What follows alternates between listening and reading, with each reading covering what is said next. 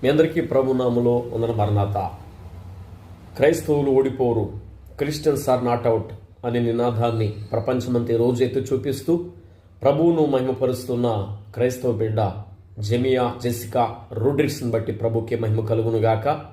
నిన్నటి దినమందు అనగా 30వ తారీఖు 10వ మాసము 2005 సంవత్సరము నవే ముంబైలోని డివై పాటిల్ స్టేడియంలో జరిగిన మహిళల ప్రపంచ కప్ సెమీఫైనల్లో జైబేరం రోగించి ప్రభువును కొనియాడిన జెమియాను బట్టి నిత్యము దేవునికి మహిమ కలుగునుగాక. మూలము గుర్తించినట్లయితే ముంబైలోని కుటుంబము, క్రైస్తవ కుటుంబము, రోమన్ క్యాథలిక్ సహవాసంలో పెరిగిన బిడ్డలు, అలాగే తండ్రి ఇవాన్స్ రోడ్రిగ్స్ మంచి సహకారి కుమార్తెకు తల్లి లెవికా రోడ్రిగ్స్ వారి కుటుంబాన్ని బట్టి ప్రభుకే మహిమ కలుగునుగాక.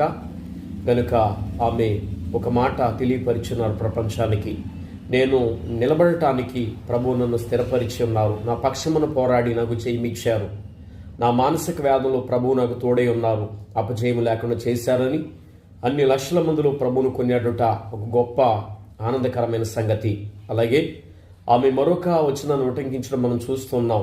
కీర్తన గ్రంథము 30వ అధ్యాయము 5వ వచనంలో ప్రభు ఇచ్చిన వాగ్దానము, ఆయన దయ ఆయుష్కాలమంతయు నిలుచును, సాయంకాలము ఏడుపు వచ్చి రాత్రి ఉండినను ఉదయమున సంతోషము కలుగును అనే వచనాన్ని ఈనాడు ప్రపంచమంతా తెలియపరిచింది.